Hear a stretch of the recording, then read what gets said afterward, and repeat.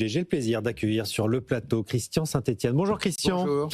Économiste et auteur de Trump et nous, comment sauver la France et l'Europe aux éditions Odile Jacob, toujours disponible. Un cadeau utile pour Noël. Il est encore temps pour les derniers achats à glisser sous le sapin. Face à vous, Victor Lequillerier. Bonjour Victor. Bonjour. Économiste et vice-président du think tank BSI en français. Economics. Et puis Ludovic de Sauté. Cher Ludovic, bonjour, directeur délégué de La Tribune. Allez, on va commencer par le petit sujet d'actualité avant de passer sur la rétrospective de 2025. Le sujet d'actu, c'est évidemment l'échec de la CMP vendredi, la probable loi spéciale à 19h30 en Conseil des ministres qui devrait être expédiée assez rapidement. Alors, je ne sais pas, cette loi spéciale, on a entendu tout et son contraire. On l'a vécu l'année dernière déjà, on vit un peu le même cas de figure. L'année dernière, c'était une bonne nouvelle car elle permettait de faire des économies. Cette année, Bercy nous indique que c'est très mauvais et que ça risque de coûter 12 milliards d'euros. On est un peu perdu. Christian, je me tourne vers vous. Cette loi spéciale, ça permet de faire des économies ou elle coûte plus cher ? Mon premier réflexe, c'est quand même un réflexe de tristesse de voir que les partis politiques font passer leurs intérêts avant ceux du pays. Oui. Il y avait quand même matière à avoir un accord en CMP. Il aurait fallu que le PS, LR et les autres donnent un peu de mots. Tout le monde est resté sur ses position. Philippe Juvin dit qu'on était à deux doigts, il manquait juste quelques jours pour qu'on mette tout le monde d'accord autour de la table, quoi. Qu'il a manqué un peu de temps. Je ne sais pas techniquement sur le plan constitutionnel si on peut faire en sorte qu'une CMP dure plusieurs heures ou plusieurs jours. Alors, durer jusqu'à samedi. Jusqu'à samedi soir. Mais en tout cas, c'est dommage. De toute évidence, les deux partis opposés étaient arrivés avec la volonté de faire échouer la CMP. À qui la faute selon vous, Christian Saint-Etienne ? Je pense que c'est les deux côtés, parce que le PS voulait absolument engranger, entre guillemets, ses victoires fiscales, et le LR refusait qu'on aille aussi loin dans la fiscalisation des revenus les plus élevés et des entreprises. Donc, il aurait fallu que les deux côtés fassent un pas l'un vers l'autre, et il n'y avait visiblement pas la volonté de le faire. En réalité, tout le monde le sait ici, tout le monde prépare les municipales. Ce sont vraisemblablement les municipales les plus importantes depuis la Deuxième Guerre mondiale, parce que c'est l'occasion, entre guillemets, de défaire ce qui a été fait en 2020 en plein Covid. Souvenez qu'une grande partie du corps électoral ne s'est pas déplacée à cause de la crainte du Covid. On avait décalé les dates d'élection, les scrutins à l'époque, le deuxième tour. Le premier. Donc là, c'est vraiment l'occasion de prendre le pouls de l'opinion française et du peuple en réalité. Alors, on le sait, on ne va pas le développer ici, mais un des grands enjeux, c'est comment vont évoluer les équilibres dans les grandes villes, que ce soit Lyon, Grenoble, Bordeaux, toutes ces villes qui avaient été conquises par les Verts. Est-ce que la population va vouloir envoyer le balancier de l'autre côté ? Jusqu'où ? La question, c'est est-ce que le balancier s'arrête sur le centre droit et LR se refait des plumes, ou est-ce que ça va jusqu'au Rassemblement national, ce qui pourrait conduire à pas mal de crises au niveau des municipalités, puisqu'on aura à nouveau la répétition de savoir si au niveau local, le centre droit s'allie ou pas avec l'extrême droite. Test pour l'union des droites. On aura à nouveau un moment un peu bousculé à ce moment-là. Mais enfin, il est clair que les deux partis, la droite et la gauche, préparent ces élections et voulaient arriver aux élections en disant « Voyez, j'ai tenu sur mes positions ». Bon, on s'éloigne un peu du budget là, on arrive directement dans la campagne qui va nous animer à partir de janvier, effectivement. Oui, mais je pense que la campagne... Victor Lequillerier, les deux impactent absolument. Je reviens sur ma question, Victor, sur cette loi spéciale. Est-ce qu'elle permet de faire des économies puisqu'on ne fait que reproduire les services votés l'année précédente, ou est-ce qu'elle coûte ces milliards comme le prétend Bercy. Effectivement, c'est les estimations de BE Bercy et de l'OFCE qui montrent qu'en gros, on devrait être sur un manque à gagner en termes de recettes de près de 6 milliards et des recettes supplémentaires de l'ordre de 4 milliards. Et ce qui est inquiétant, c'est que ça nous amène à un déficit public prévu pour 2026 à moins 5,5% du PIB, là où le gouvernement a plutôt une cible de 5%. Alors, il faut bien expliquer, c'est si on appliquait cette loi pendant un an, toute l'année 2026, ce ne sera pas le cas. Oui, sachant qu'il va y avoir du coup des nouvelles négociations en début d'année, mais on l'a bien vu depuis maintenant plusieurs mois. Enfin, il y a vraiment des difficultés à trouver des accords, alors que moi je trouve que c'est d'autant plus déplorable parce qu'il y a eu quand même un très bon document qui a été sorti en cours d'année, en octobre, par le Conseil d'analyse économique, qui montrait en gros qu'il y avait des mesures budgétaires qui pouvaient être faites côté dépenses, chacun environ, et côté recettes, chacune d'environ 100 milliards d'euros. Une boîte à outils de 250 milliards au total. Oui, exactement, et qui était assez intéressante parce qu'il y avait des objectifs à 2026, et qu'au-delà de ça, en fait, ce qu'on voit, c'est que ça crée de la tension sur les marchés, ça risque d'accroître notre charge d'intérêt. Et en vrai, on n'a pas besoin de faire beaucoup. Enfin, on a besoin de faire des efforts, mais quand on voit, en fait, si on veut avoir un déficit public primaire structurel, c'est-à-dire un public hors charge d'intérêt et hors variation du cycle, oui. Il faudrait, si on veut être à l'équilibre d'ici 2030, en gros, il faudrait faire environ 87 milliards d'économies. 87 milliards d'économies, c'est environ 17 milliards par an. C'est pas forcément, on ne demande pas de faire des efforts de 40-50 milliards, et ça, en fait, ça enverrait un effet signal qu'on se engage sur une trajectoire plus positive. Et avec cette nouvelle loi spéciale, on évite un shutdown à l'américaine, mais ça, notre Constitution le permet, donc on s'en fout un peu. Oui. Mais c'est plus, ça te pose des questionnements sur le début de l'année prochaine. Est-ce qu'ils sont vraiment capables de faire les bons choix au niveau des chambres, des deux chambres, parce que les outils, on les connaît et on les utilise pas. Oui, et puis les discussions ont achoppé autour de 5 milliards. Il manquait à peu près 5 milliards d'euros pour revenir aux 5% de déficit. C'est ça l'encre, hein. On ne doit pas dépasser les 5%. Et on n'en était vraiment pas loin, Ludovic. Non, on n'était pas loin. Et je vais rebondir sur ce que disait Christian, je veux dire avec des mots un peu violents, mais quel triste spectacle. Oui. Franchement, ici, ensemble, avec des débats de qualité pendant des semaines et des semaines, on a suivi cette actualité budgétaire pour quelque chose qui était complètement téléphoné. Je vous rappelle que la commission de mix paritaire, ils ont fait l'effort qu'elle dure 30 minutes. Hein, vraiment, vraiment, on se dit, bon, on va s'asseoir, on va faire semblant d'avoir discuté, les amis. Oui. Ils ont pris que ça n'existe pas, à la fin, on n'y arrive pas. Du manque de temps, je ne sais pas quoi, du manque de courage, c'est certain. C'est certain, un manque de courage politique. De la part de qui ? De la part de, Christian le disait très bien à l'instant, honnêtement, le jeu politique vient de reprendre le dessus. On se retrouve dans la même combinaison peu ou prou que l'année dernière. Je vous rappelle que l'année dernière, on était en train de commenter l'arrivée de Bayrou, le gouvernement, la loi spéciale au même moment. Alors, évidemment, ça paraît loin. Sur le fond, c'est pas dramatique. C'est-à-dire, c'est OK, ça y est, la France a encore eu un 3 sur 20 sur son bulletin, mais l'image que ça renvoie de la France dans sa, j'allais dire, quelque part dans sa maturité politique, dans sa capacité aujourd'hui à gérer une période que d'autres pays ont connue, les pays, on en parle régulièrement, l'Espagne, le Portugal et tout ça, une fois de plus, c'est un signal faible, une fois de plus, ça va pas redonner de la vigueur à la parole de la France au plan européen sur des dossiers qui sont complexes. Je pense au Mercosur, je pense au SCAF. Elle a marqué des points, la France, là, ces derniers jours, sur le Mercosur. Mélanie, honnêtement, Mélanie, non, je suis très fâché, en fait. Je suis très fâché parce que je trouve qu'il y a une notion d'irresponsabilité. Réellement. C'est-à-dire on n'est pas à la hauteur de l'enjeu. Depuis le début sur ce débat, on n'est pas à la hauteur de l'enjeu. François Bayrou n'a pas été à la hauteur dans son discours du 15 juillet. Sébastien Lecornu, on pouvait croire qu'il y avait une notion quand même de dire tiens, on va redonner le pouvoir parlementaire. On a eu un budget, on a appelé Frankenstein avec des coutures énormes. Enfin voilà, on avait eu un petit espoir au moment où le PLFSS est passé en se disant tiens, il y a une intelligence collective qui peut apparaître. Et là, sur la dernière ligne droite, la dernière il y a cette notion de responsabilité, d'avenir du pays et de beaucoup d'enjeux. Il suffit de regarder les taux de la dette là, qui sont en train de flamber.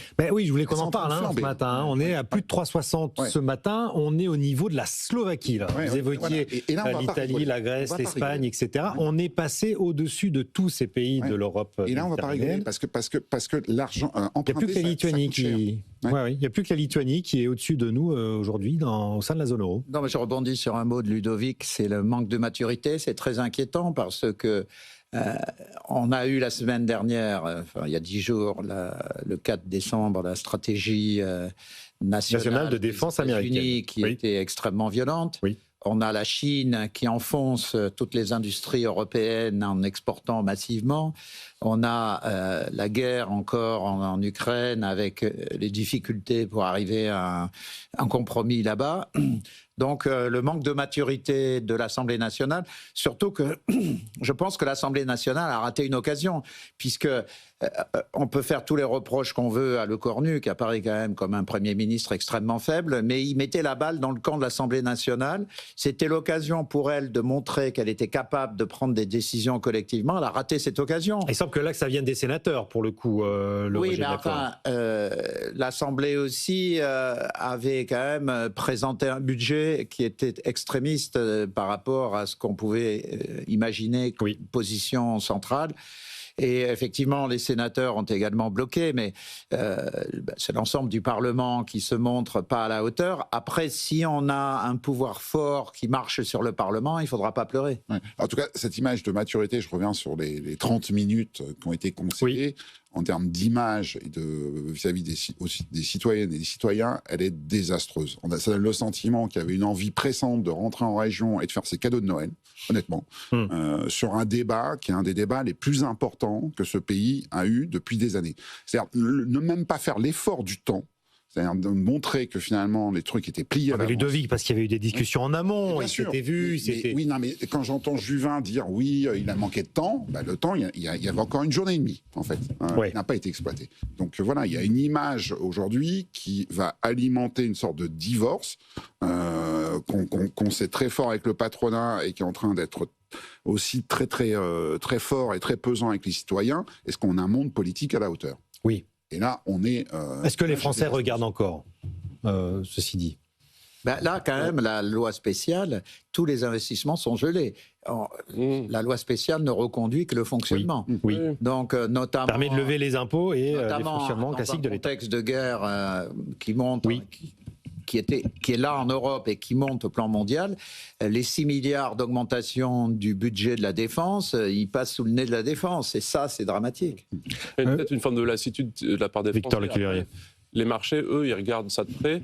Et moi, je trouve que... Vous êtes inquiet de la montée, là on est au-dessus des 3,60 ce matin Moi, je considère que c'est une correction, parce qu'on a été en sursis pendant près de 10 ans. On n'a pas fait les réformes que les autres pays ont fait, notamment les pays d'Europe du Sud, souvent sous contrainte.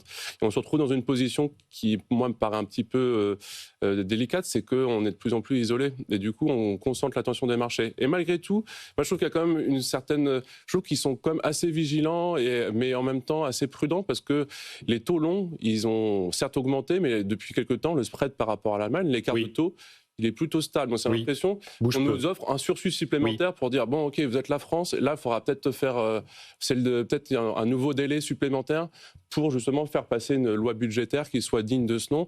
Et en tout cas, les attentes, elles ne sont pas forcément très élevées. C'est ce que je disais. Enfin, en vrai, si on faisait 17 milliards dès 2026 d'impulsion budgétaire au niveau des dépenses et au niveau des recettes, on arrivera à rassurer. Et notre taux d'endettement, sur en tout cas à des maturités longues, il va automatiquement se stabiliser, voire baisser, parce que en fait, ce qu'attendent les marchés, c'est une proposition en fait, d'engagement, de trajectoire beaucoup plus saine. Et c'est vrai que ça, on peut du coup... Un peu de responsabilité et de maturité, comme le soulignait Ludovic. Du coup, on ne peut que le blâmer. Alors, est-ce que nous, on est peut-être aussi responsables en tant qu'économistes, journalistes, parce qu'on fait aussi le débat économique, et quand on voit le niveau de député, on se dit peut-être qu'on n'a pas bien fait notre boulot, parce que le niveau d'incompréhension des mécanismes budgétaires et des enjeux économiques, parce que quand on parle de budget, on parle aussi d'investissement, de croissance, des enjeux sur la défense. Oui, on est quand même loin du compte, et c'est vrai qu'on a du mal à voir quel sera le point d'atterrissage. Mais j'ai l'impression qu'au niveau des marchés, certes, ça augmente un petit peu.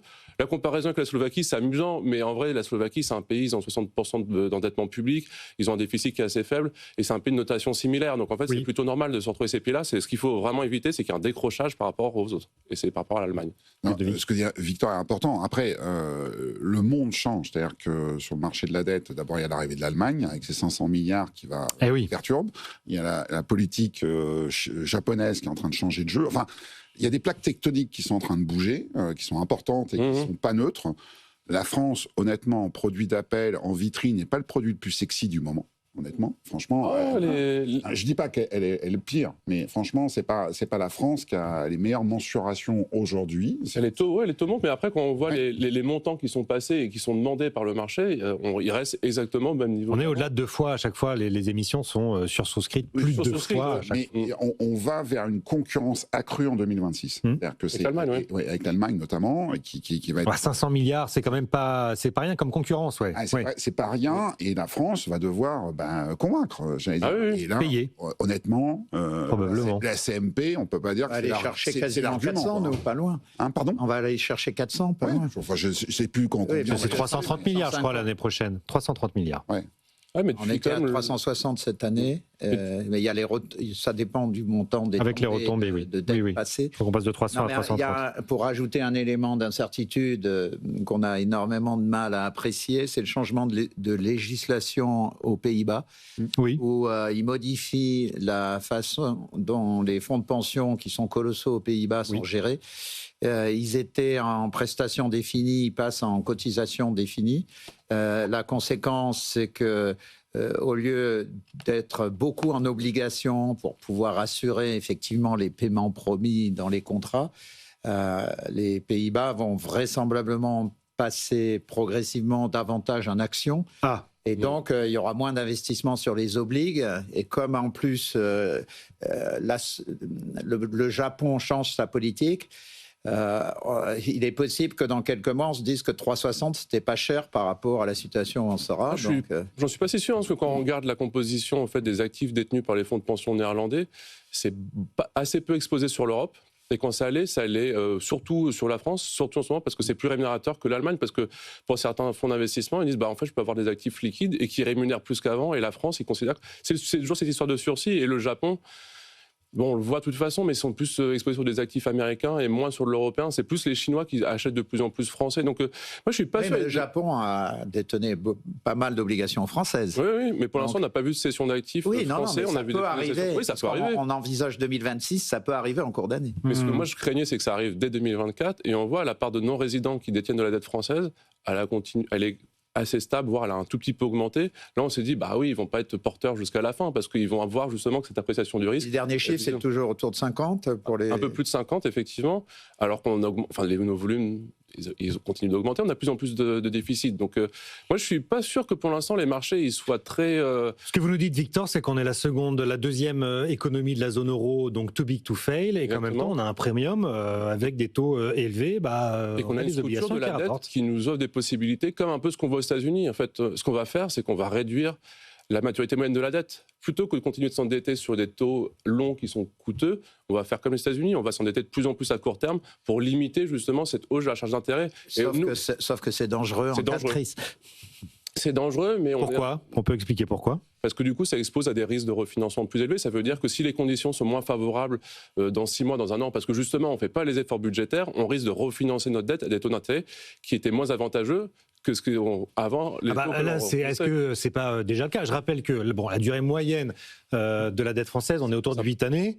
C'est une des plus élevées dans le monde. Donc là, les tombées qu'on va rembourser, c'est celle de 2017. Je suis allé voir ce matin à combien on empruntait sur le 10 ans en 2017. On était à 0,7, 0,8.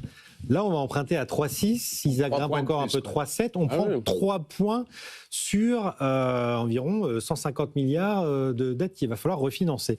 Donc ce mouvement-là, où on va devoir se refinancer beaucoup plus cher que ce qu'il était auparavant, est-ce qu'on n'est pas en train d'entrer dans cette période-là ? Est-ce que la période dorée des taux zéro n'est pas en train de se refermer ? On était à 40-50 milliards d'intérêts sur la dette, on est en direction de 100.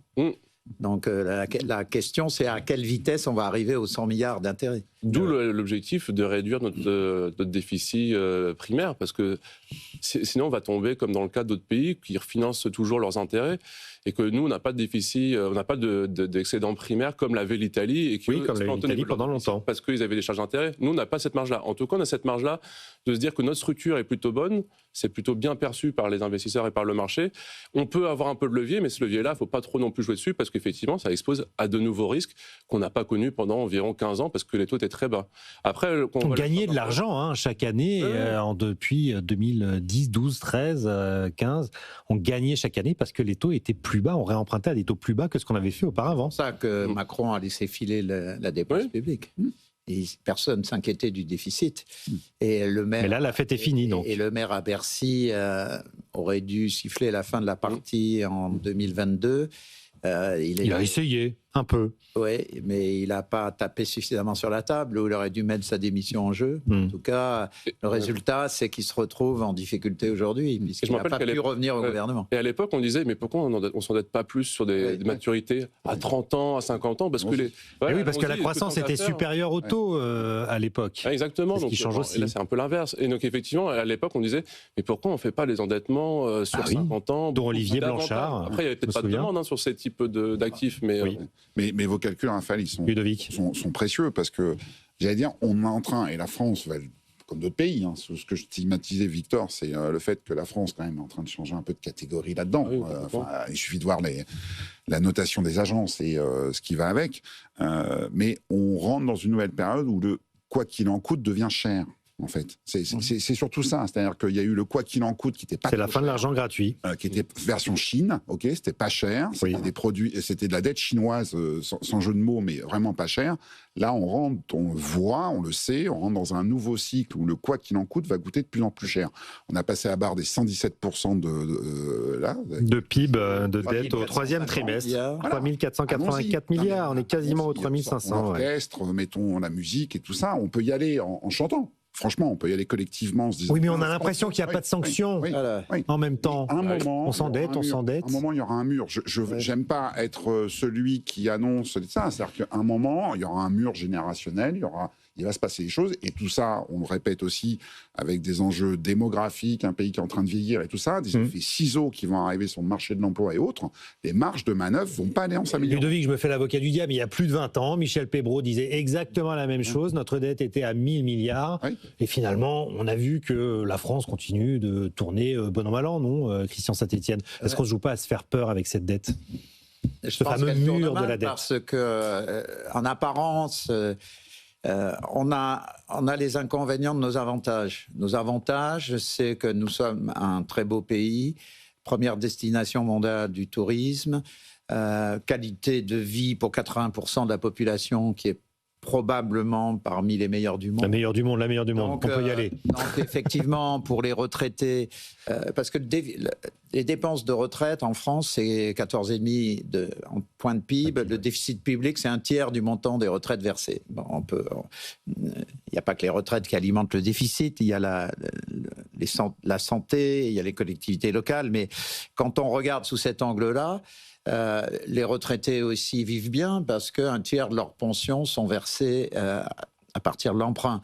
Bon, alors un tiers du déficit est dû aux retraites. C'est ce que vous nous dites, Christian Saint-Etienne. Peut être amené aux retraites, ou dit autrement, proportionnellement aux dépenses. En moyenne, les retraites par répartition à l'OCDE, c'est 12 points de PIB. Oui. On est 3 points de PIB au-dessus. Donc, on va dire qu'au titre des seules retraites, ça explique 60% du déficit, 3 sur 5. Bon. Donc, ce qui m'inquiète, c'est vraiment que le Parlement, puisque effectivement, vous avez raison, le Sénat aussi aurait pu faire un pas, mais ce qui m'inquiète, c'est que les deux chambres n'ont pas perçu tout ce qu'on est en train de dire ce matin, c'est-à-dire le risque de dérapage. C'est pas parce qu'il n'a pas eu lieu qu'il n'aura pas lieu. Et on va se prendre une grande mandale dans la gueule quand ça va venir. Les gens vont dire, mais qu'est-ce qui s'est passé? Pourquoi le Parlement n'a pas géré? Pourquoi on n'a pas anticipé? Je pense que le risque, c'est qu'à ce moment-là, les Français, encore plus qu'avant, demandent un pouvoir fort. Et les gens vont rappeler à l'Assemblée nationale et au Sénat le moment Le Cornu. Je pense qu'à l'avenir, on parlera d'un moment Le Cornu, c'est-à-dire Le Cornu s'est tourné vers le Parlement en disant on va essayer de traiter le sujet, et le Parlement n'a pas fait le boulot. Donc, s'il y a une demande d'un pouvoir très fort demain, il ne faudra pas que le Parlement pleure, puisque quand il avait le pouvoir, il n'a pas fait le boulot. Et juste pour ajouter à cette image, une fois de plus, je ne veux pas faire broyer du noir. C'est la notion d'image, de stabilité, de ce qu'est un pays est important au plan financier et tout ça. On a eu la CMP vendredi qui a duré 27 minutes, où ils ont vraiment forcé le trait. Je ne vais pas repartir là-dessus. Et je trouve que ce qui rajoute encore, c'est quand hier, Emmanuel Macron dit « et en plus, la France va se payer un porte-avions ». Oui. Non, mais en fait, voilà, on y est. C'est-à-dire que c'est tous les mots dont on parle depuis des mois. C'est-à-dire la France n'est pas dotée de budget. On est en pilote automatique, on passe en gestion technique, et 48 heures après, le chef de l'État dit « Allez, on va se faire un petit porte-avions ». C'est le moment, franchement, tout est parfaitement bien.